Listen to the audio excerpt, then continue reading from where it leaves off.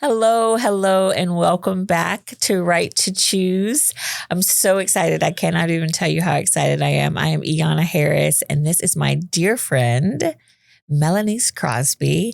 And we are just overjoyed to be back with you. We took a little break and now we brought in a new face and we're so excited. For those of you who are just joining us for the first time, this is Right to Choose, which is a podcast that talks about the aftermath of abortion, talks about abortion healing, and with extended focus on the Black community, just because we are obviously two Black females and that is our experience, that is our story. So we came together with a friend of mine, Christine, a friend of ours, actually, Christine Cooper, and we created this podcast back in 2021.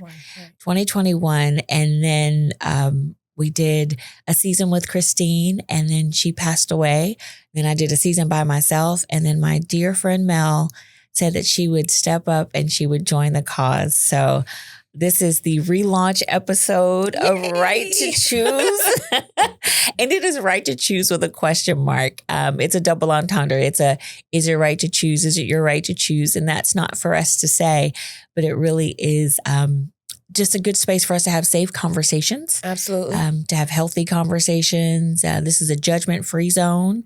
This is a debate-free zone. No politics. We know it's not political. No politics here.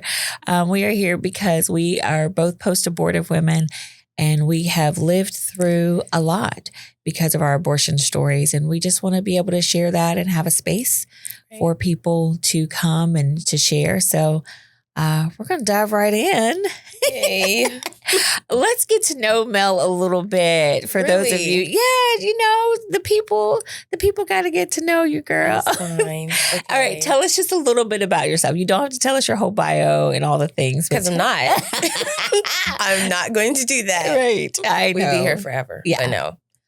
So I'm Melanie Crosby, and really, I'm a daughter. I'm a mother. I'm a wife.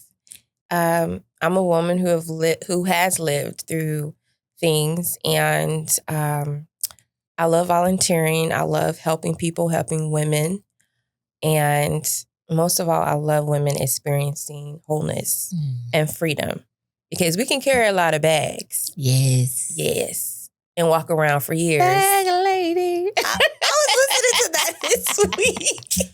I love that song. But thank you, Erykah Badu. But yes, we just carry a lot. And I feel like I definitely know this is a space that's uncharted waters. Mm-hmm. And I appreciate you inviting me on. What made you say yes? What made you say, sure, I'll join you? I didn't ask, by the way, for the record. She volunteered because I said I wasn't sure what I would do. So I did not strong arm her. However, I believe the Lord did. He did. And as the words were leaving my mouth, I was like, oh, I hope she thinks I'm joking or doesn't even come back to say, no, what about that? So let's see. Because someone who has walked through it, I do understand the shame and fear attached to abortion. And like I said, you have to get it out, because if you let it stay inside, it internalizes into something else. Right. And sometimes you don't know how we are reacting in motherhood, how we're showing up in relationships with our husbands, with our family. Mm-hmm. You don't know sometimes where those triggers come from. Right? So you want to be a healthy being and be free all the time. For sure. So it doesn't matter what happens, you're rooted in freedom and wholeness, and you can bob and weave with the best of them. Right. If you're healed. Mm-hmm. If. Right. That's always a big one. If. Well, we are so excited that you have joined us. We are relaunching this year, and we'll see where the Lord takes this journey. I know. We are in a new setup where, God has been doing some things behind the scenes, and we are truly grateful. He definitely gets all of the glory. So today we're going to talk a little bit about the choice after the choice. And Okay. I'm going to read you the description just because it made so much sense. So I want everybody to hear it as it was written.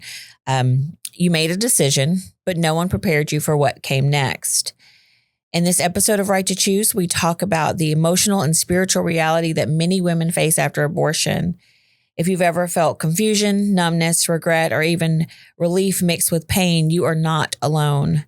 This is your safe space to begin your healing journey. So let's talk about it. Let's talk about it. All right. So when you went in for your abortion, and as we get to know you and we'll learn more about your story, but when you went for your abortion, did you feel prepared when you went in? I mean, you felt very prepared and they gave you lots of information, right? Absolutely not. I think you're prepared is not the word at all I would use. You're just, or at least me, I was very anxious. I was very afraid. And my mindset was, let's just get it over with. Yeah. I want to get out of here. I want to get this over with. And I don't ever want to talk about this again. So they did give you, they gave you a little snippet or, of the choices that you have. And because I was so early, I was able to do the pill. So, but I definitely wasn't informed, about what happens after. Yeah. Did they talk about any emotional trauma that might occur? No, it was more so focused on the physical part as, things that you may experience or discomfort, pelvic discomfort. They were very notably so about, when to take the pills to make sure, and follow up with your primary care physician, I would say, or come back to the clinic to make sure that everything has been removed. Yeah. Don't want to say that word, but that's true. Yeah. I had my abortion, what is this? This is 34 years ago at this point. Wow. Didn't realize how long ago that had been. And I had the vacuum suction. There's no real prep for it. Like they, back then, I'm sure they had the capabilities to have done an ultrasound and things of that nature, but of course they don't. They give you conversation and they ask you kind of what's your birth control going to be afterward. Really? Because I guess they just don't want you to necessarily, keep coming back. And but there was no conversation about what might happen after. I was shocked as a teenager that I felt such strong emotions after getting up off the table and in the moment. And I was like, that was not on the list on the things to look out for. You know how when you check out from the doctor and they give you things to be wary of or things to look out for, symptoms. It was not on there. None of the depression was miraculously not on there. Right. Anxiety. Self-harm. Oh, self-harm was not on there. Was not on mine. No, promiscuity wasn't on there. It wasn't on there. Depression, anxiety, fear. About the smothering. Overly mothering other children. Oh yeah, fear of your children not being here anymore because you were going to be punished. Yes. Yeah. No, shame wasn't on my card. I don't remember that being on there, but definitely all those things. All those things definitely happen, right? Right. Absolutely. And every woman's story is so very different. Every woman's abortion story and how it's affected her is different. And every man's story is different and how it's affected him, because abortion doesn't just affect the mother. It affects everyone connected. It affects the grandparents. It affects the father of the baby, all of those things. And so we walk into these situations where abortion healing is a foreign concept. I mean, Mel and I both volunteer with an organization called Jack Set Free here in the Jacksonville area where we are. We're in Jacksonville, Florida. And when we are at a table talking about our services, because we offer Bible studies for women who experience abortion, right?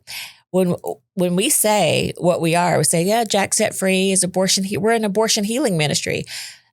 I want to have those glasses so I can just snap a picture.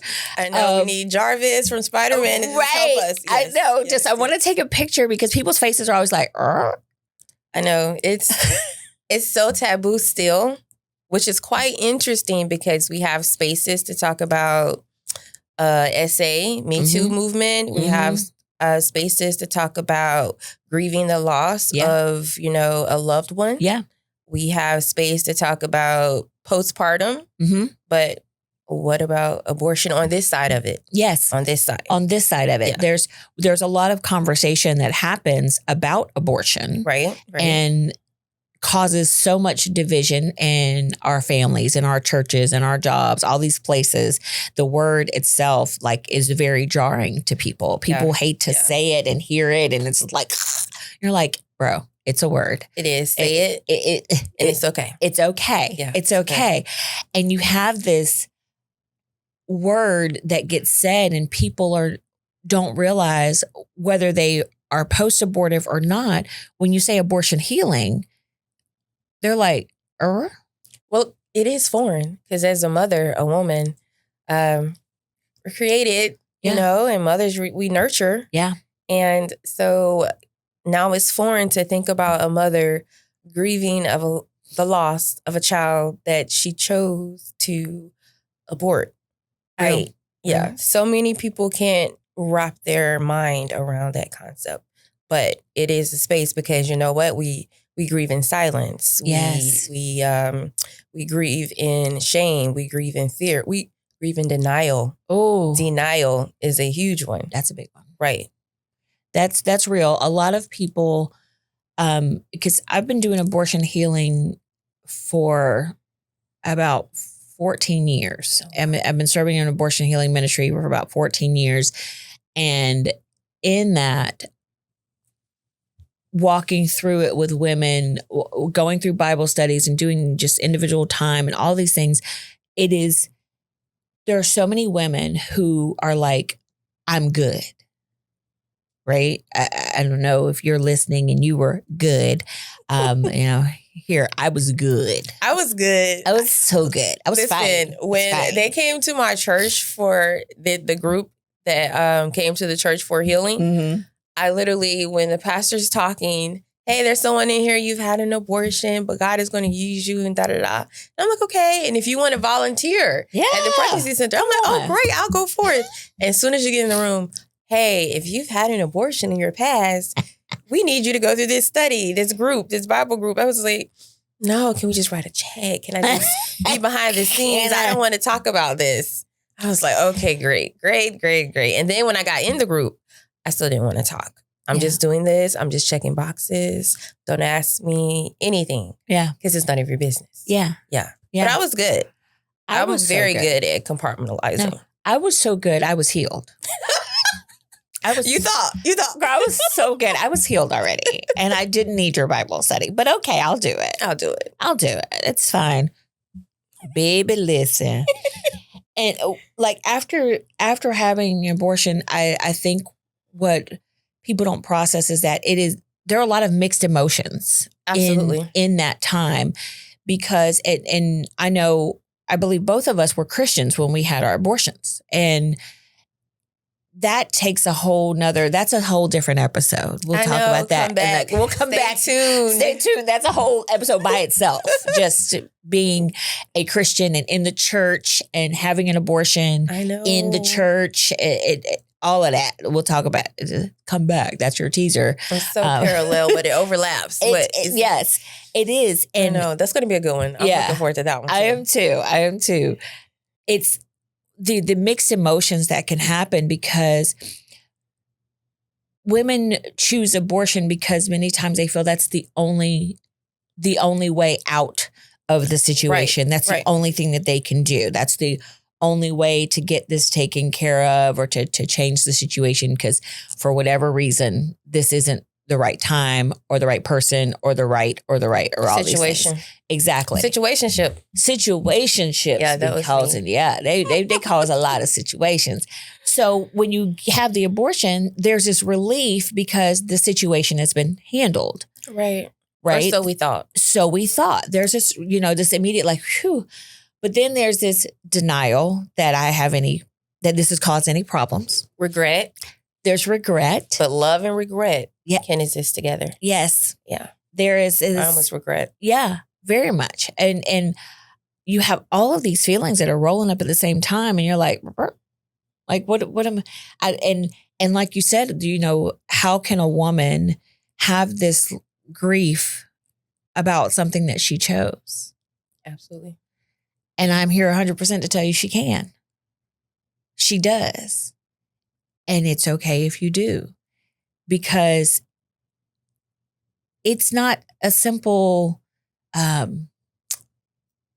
it's just not clear. Like there's not a clear defined line between, okay, you had an abortion and you should feel this only. For this amount of time. Oh. For this amount of time. People put a time step on it.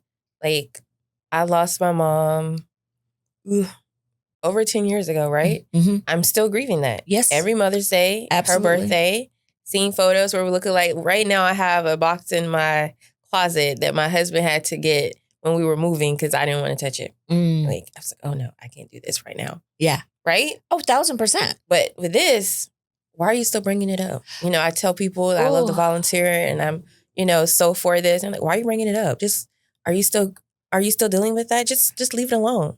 Like, no, I mean, God says, pick up my mat and walk, right? Let's bring that. Come on. Yeah. Yeah. I can use that. Let's go. Let's go forth with it. That is so real. People do not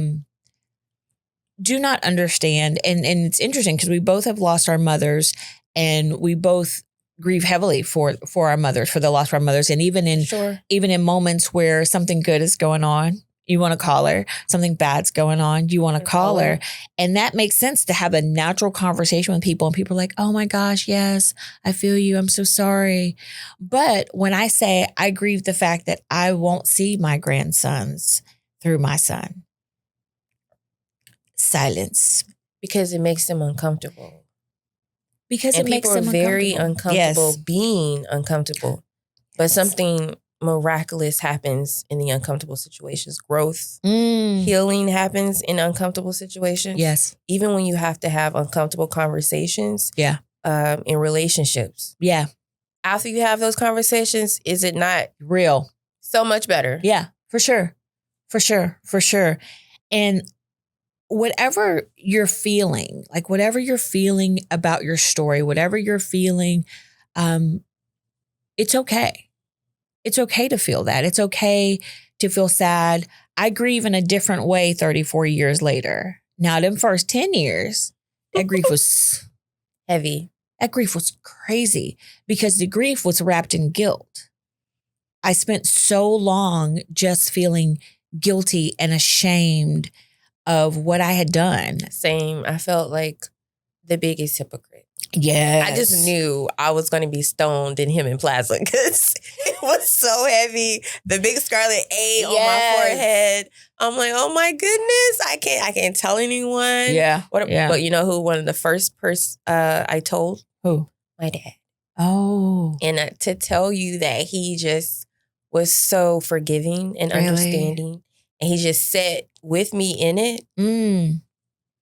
I will always just so love him for that, because as a father and your daughter comes to you with this information, he wanted to protect me and just really reaffirmed the love and unconditional support that he had for me in that season. I feel like this is going to be a future episode about fathers and their daughters and their daughters and the importance of how a father responds to a daughter. He is so vital in their relationship because they show us the first form of love and what we allow. And unfortunately, even if it's an unhealthy relationship, you still, once you grow and heal and mature, you realize, oh, well, maybe I didn't need to do that. And that's not the form of love that I want. Right. But as women, we have to realize as mothers, hey, my child, my daughter, my son needs their father in their lives. Amen. Because we know as post-abortive women that that father is one of the biggest voices in our ears when it's time to, decide what we're going to do. Right. Had he said, oh, we rocking with this. Okay, let's do this. Come on. As opposed to, oh no, I'm leaving. Yeah. It would have been a totally different story. Yeah.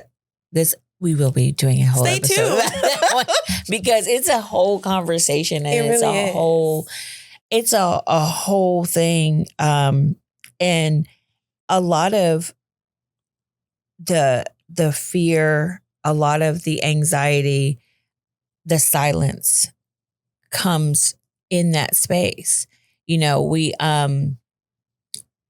We're sitting in these environments where you've got people and they'll start talking about different things. I have friends who have miscarried, and miscarriage is a more acceptable conversation sometimes. Absolutely. Mm-hmm. And so when people immediately go, I'm so sorry.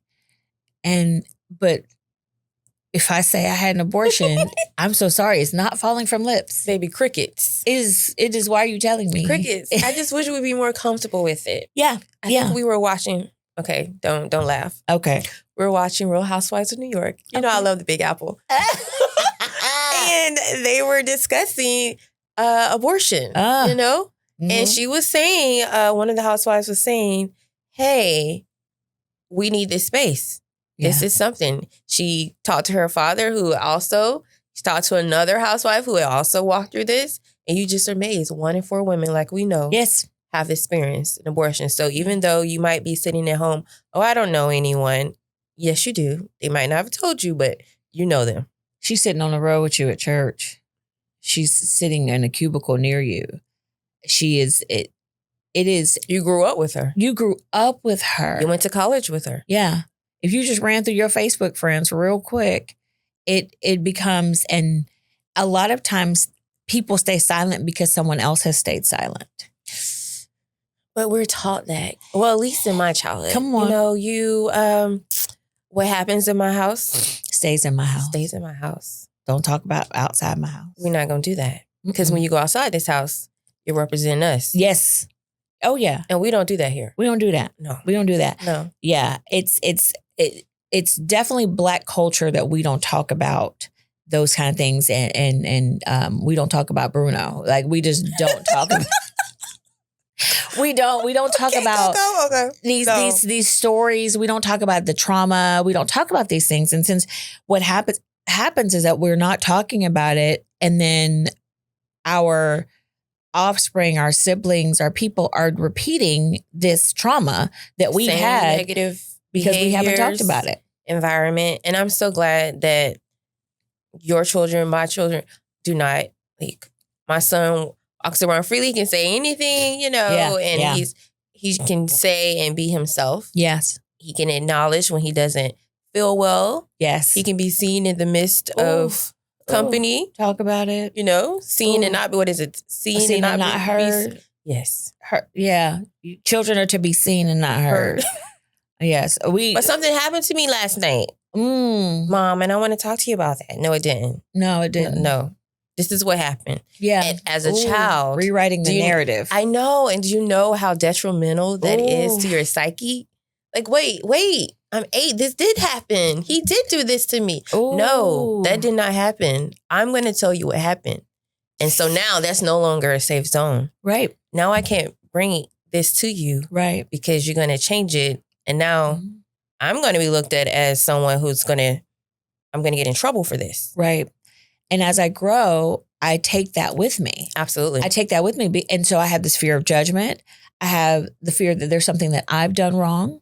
And so when a young woman is in a situation, or an older woman is in a situation where she's now in an unplanned pregnancy, there's not a safe space for her to go have the conversation. No. And many times when a woman has gone and tried to have that conversation, it's not a conversation. it's a shut it down. Like, this is what we're doing. This is your immediate response to this situation. And so you've got the family stigma that's going on. You have past trauma. You have how you've witnessed it happen with other relatives. I know. Right? So if I've watched, as a young person, I've watched how it happened for someone else, then I'm like, yeah, no, I'm not doing that. I'm not doing that.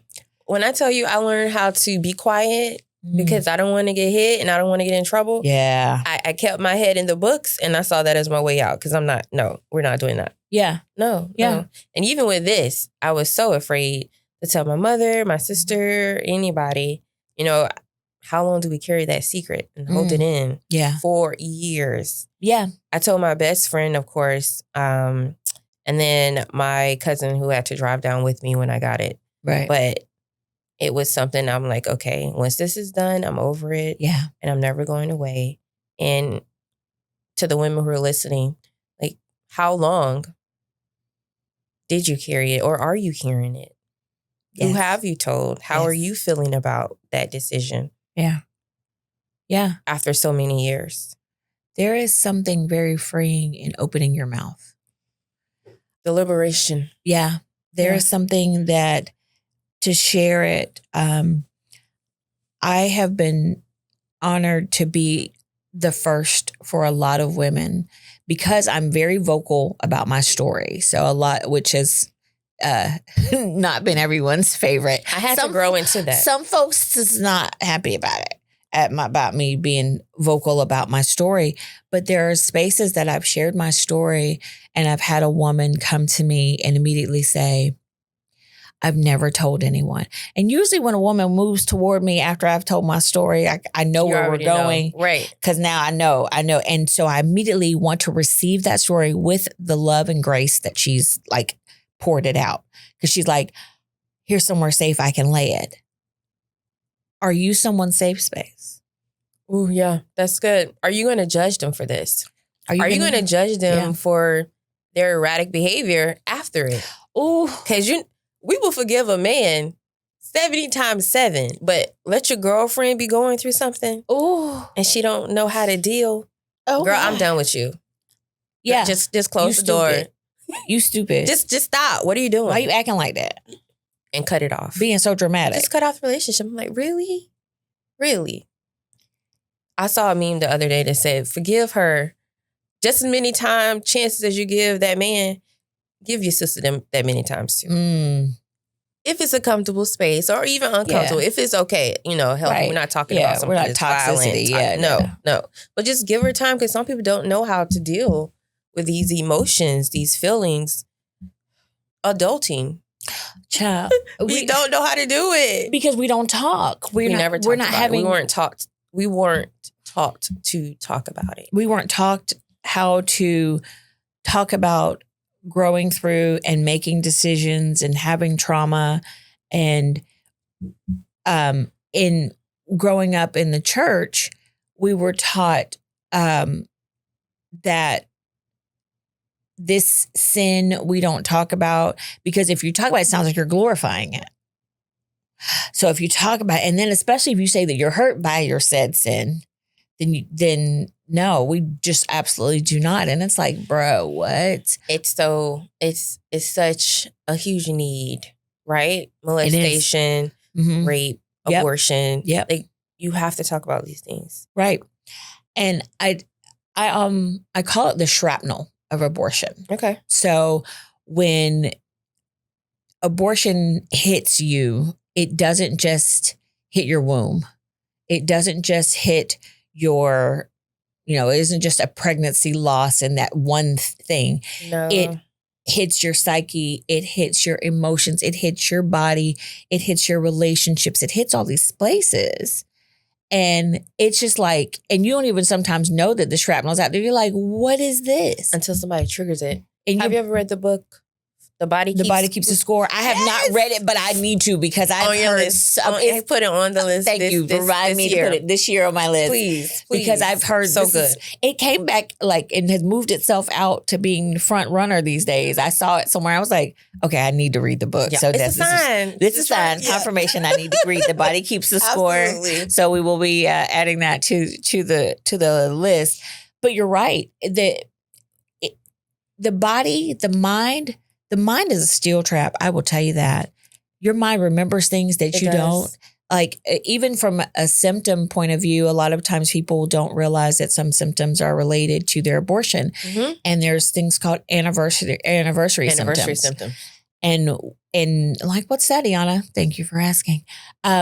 When the anniversary of either your abortion or the anniversary of when your child would have been born or when you got pregnant, any of those seasons come around, then things will happen. My anniversary symptoms used to be so tragic. We have an episode back in season 1 called Anniversary Symptoms. Go back and listen to that one.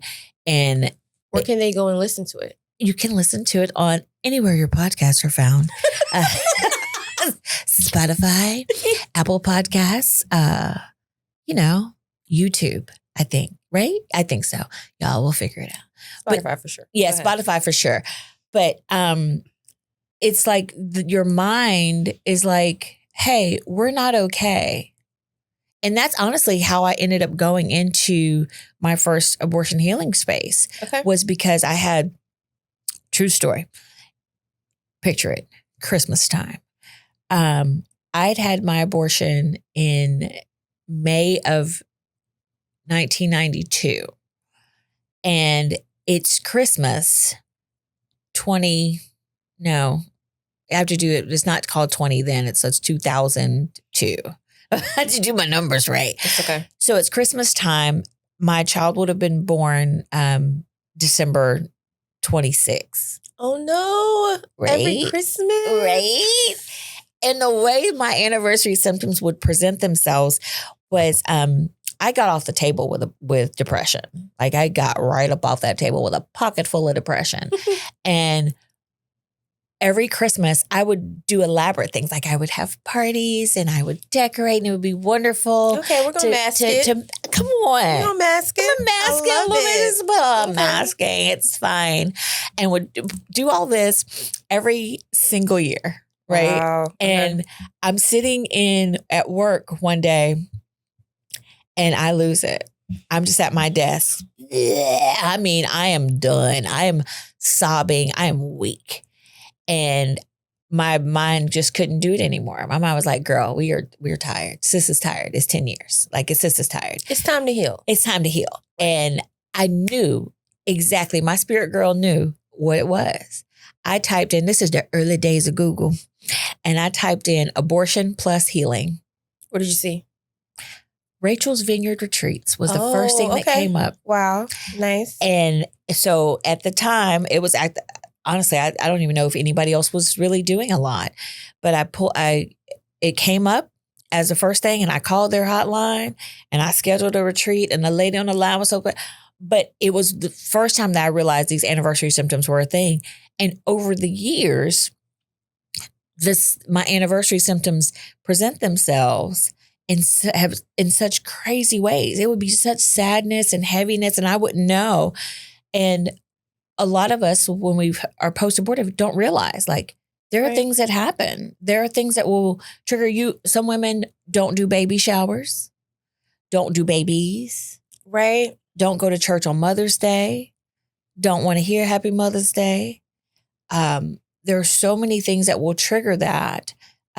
Anyone of your friends talking about being pregnant or wanting to get pregnant, or even how you are with your own children that you've had pre or post abortion. Absolutely. And it's crazy. I can definitely see where I overindulged with my son. Like trips, we're going to do this. Every birthday for him was, it's a big deal. We got to do this. And I was just like, okay, we got to take inventory of what's really going on here. Like, how are you really feeling? Yeah. Who can I talk to? How do I get rid of this heaviness? Yeah. And because mine was so the time of me going through the group study was so recent to when I had the abortion. Oh. And I was so afraid that they wouldn't let me in because it was just such a small window. And this is actually the month of the anniversary, which is crazy because it's also my birthday month. And I'm like, oh, and now I have to hate July. I love July. I'm like, summer blues. I don't want to talk about it. You know, I'm just get through this. And it's so funny. You could be healed and something to trigger. I forget what I saw. I don't know. Oh, I was looking at my 2 kids playing. I'm like, oh, well. And here's my husband. Honey, remember you're healed. Come back. Yeah. Because he can see me going down this rabbit hole. Yeah. Okay, babe, come back. It's okay. Come on back. Okay, I'm here. I'm good. Yeah. That's real. That is very real because there's so many pieces and Mel and I both have been through abortion healing and one thing about healing is not linear. Nope. Healing is not in a compartment. It's daily. It's daily. It is. And it is a process and it's something you have to choose. Daily. You have to choose healing. Like you have to choose to pick up and go, this part has been exposed. Some people wonder why, but I've been to healing retreats and I've been through the Bible study and a small group study, all these different things. People are like, why? Because God is so gracious that he doesn't slap me all at one time with all of the pain and trauma that I need to deal with that is connected to my abortion. He's a good father. He's a good father. And patient and merciful for sure. Hello. And when I've one part of my story will be exposed and he's like, okay, now let's deal with this. Let's deal with the rest. Let's deal with this. Okay, now, all right, good. So we're good there. Okay, now let's deal with this. Because I don't know if could we survive it if we had to walk through the entire process at one time? No, especially not me. I had so much to unpack. Yeah. It was compounding. How do you say compounding interest? Yeah. It was compounding bags of stuff. Stuff, you know? So even in that time of being this 20-something-year-old, thinking I have it together, thinking I know what I'm doing, but so broken. Right. So broken behind the scenes. Yeah. And afraid. Yeah. So to know that God is not waiting for me to mess up, but to know his character. Yeah. To know that he wants me to bring it to him. Yeah. And I know people are like, oh, why you got to put God in it? I don't really need to bring that to him or, but you do. Yeah. If you're saying that's who your Lord and Savior is. Right. Now, if you want to continue trying to do life on your own, do you, boo-boo. Do you. But we're just, trying to show you a better way. Right. Right. I think that the spiritual implications and the spiritual impact of your abortion is huge, especially, and I can't even say especially. So it's, if you had your abortion when you were a Christian or you had it and now you're a Christian, either way, I think there's such an impact. And it is one of the things that causes people to struggle because we don't always remember that he's a good father. And that he wants us to bring that pain, right? Bring it all to him. He's like, hey, yo, I'm here. There's no condemnation. And he was there while you were doing it. Come on. Right? He was there in the midst of it. It's not like he's so far off. No, he's right there. And this is not revelation. No. He knows. He already knew. That's what I was about to say. He already knew that you would do it. Yeah. And it's amazing to me when we tell our friends or whoever, they get so upset. And I'm like, well, God already knew. Everything was written, in my life. This is news to me. Yeah. I didn't know I was going to make this choice. Yeah. I was never, pro-abortion. Mm-hmm. We definitely just said, no, you're not going to do that. Yeah. Until you're faced with something so big that you feel like you don't have any way out and the walls are closing in on you. And they're all going to laugh at you.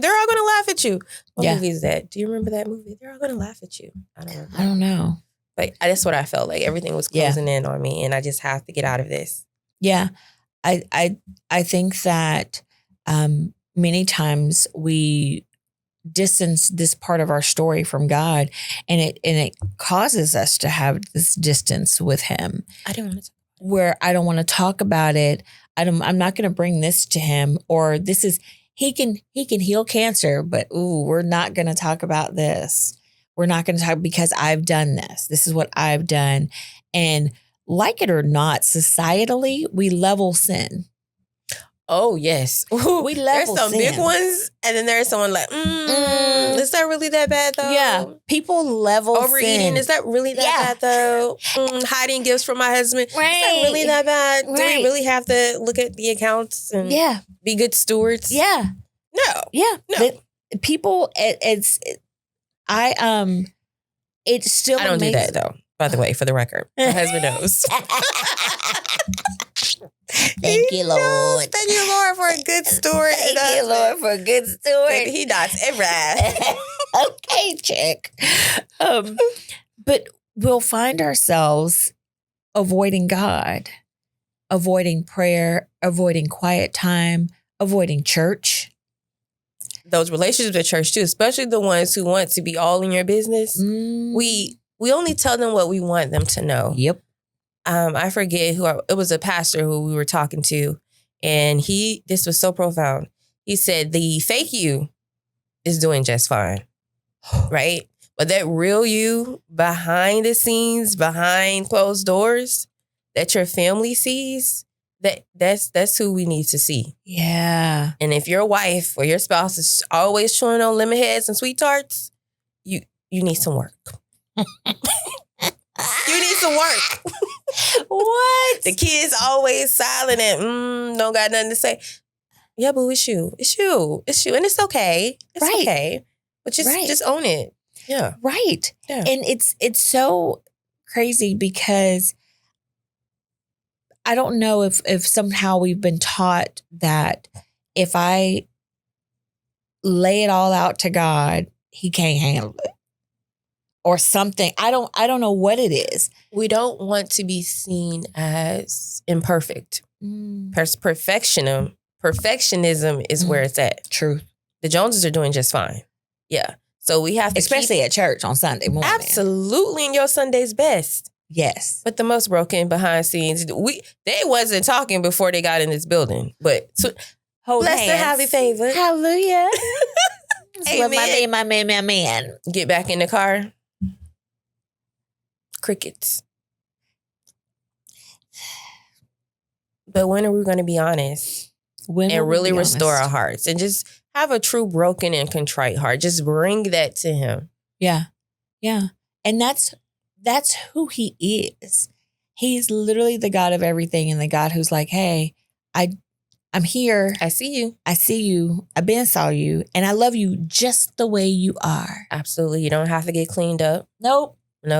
But I also love you so much that I'm not going to leave you here. Not in your mess. Not in this mess. I'm not going to leave you in the mess. No. I'm not going to leave you in your brokenness. And it's just, he's like, nah, I'm a good dad. I'm a good dad. But I think too, healing doesn't always look like people think it should look. No, healing can sometimes be so messy. When you think about athletes or come on, or even postpartum, yeah, it's a mess. Yeah, it's a mess. You got to keep going to the womb, keep dressing it, yes, keep filling it. Yes. You might have to go back for more X-rays. Mm-hmm. Our emotions, even after having a baby, like all of it is messy. Yeah, but that's where the grace is. Listen. That's where the most work is. If you're rehabbing a house, yeah. It looks bad first. Right. But you have to knock it down, destroy, tear things out, get some new stuff, right? Yeah. New studs. Is it new studs? I don't know. But however you do, you have to get new items because God works in the new. I want people to know there's no condemnation. No. One of my best friends always says, it was bloody at the cross. Ooh, that's good. And that thing hit so hard because the cross did everything. Absolutely. But it was bloody at the cross. It was messy. It was messy at the cross, at the feet of Jesus, where he wants us to bring all of the things. But healing is at the cross. It's a choice. But it's a choice. You have to choose. Like in our lives, as we chose abortion and we chose abortion, we pick up all these other things that don't belong to us along the way, all of the depression, all of the anxiety, all the sickness, all the disease, the promiscuity, the addiction, all of those things we pick up along the way, and we get another choice in the matter. We get to choose healing. And it's something that many of us don't know. Like, is it that simple? It starts that way. It starts with a decision. It's a decision first. Mm-hmm. And then it's a process. Right. I don't want to be like this anymore. I don't want to do this anymore. I'm tired. I'm tired of being sick and tired. Come on. Because when you're tired, I'm talking about T.I. Red. I'm tired. You know, you're just done. And then you pick yourself up and bring it to God. You call a friend. Yeah. Okay, hey, can you come meet me? I'm ready now. Yeah. Or when you have time, or send a text. Yeah. We send text now. We don't talk face to face. But don't even. Send a text. We're going to do that. I'll FaceTime you, whatever it is, just to get rid of it. Because our heart is for you to be healed. Yeah. And free. Yeah. Yeah. And I think that's one thing that I know I would want our listeners to get from this today is it's okay to acknowledge that you're not okay.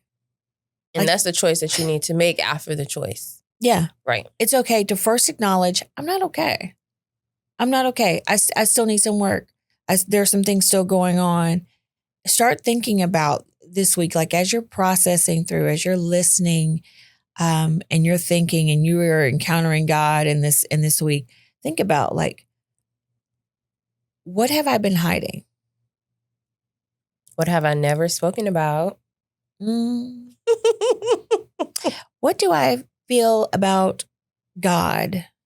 And what do I think he feels about me? What would healing look like if it was possible?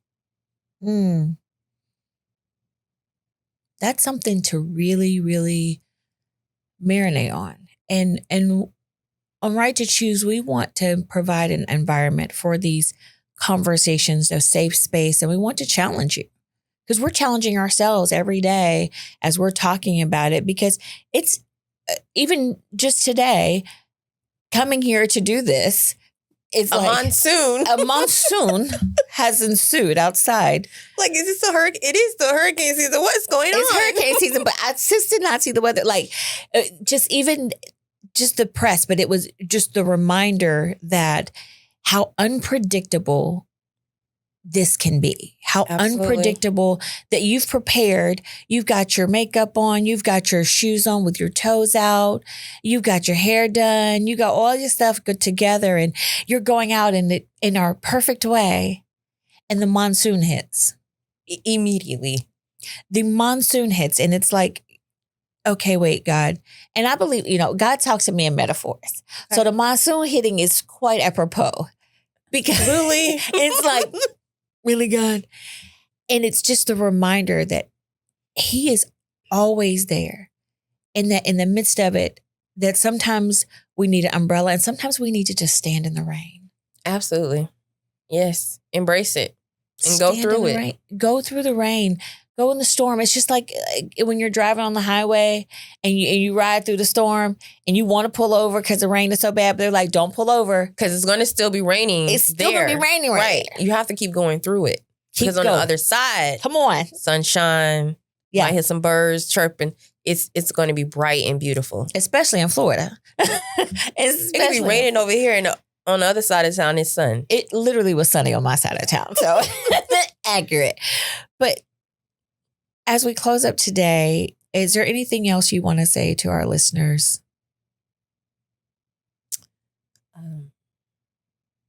I don't want to be cliche, but choose healing. We see you. I see you. We are you. Like, we're all a community. Yeah. So if you just want to just reach out, we are on Instagram, Right to Choose Podcast. Yes, we're excited. We're excited to be on Instagram. We're excited to, if you want to email us, because that is easier for you or what have you, you can email us at righttochoose gmail.com. If this episode stirred something inside of you, I want you to know you're not broken. You're a human. Healing doesn't begin because you have all the answers. It begins because you're willing to take the first step. Please subscribe to our podcast, share this episode with someone who may need it. And remember, you don't have to walk through this healing alone. We'll be here. You don't have to carry your story and all your bags all by yourself anymore. We're here. Whatever you're feeling today, know that healing is possible, hope is real, and this is a safe space to begin your journey. So, Mel, what are we going to talk about next time? Shame is loud. Grace is louder. Ooh. I know. Shame is loud, but grace is loud. And shame is so loud. Super loud. Sometimes that's all you hear. She's so ghetto. I'm like, girl, you talking so loud. I love Grace. that. Grace. Yeah, Grace hit harder. Oh, that's going to be good. Yeah. That's going to be a great conversation. We're excited to have that conversation with you guys. Please subscribe. Please join us next time on Right to Choose. Thanks. Bye. Bye.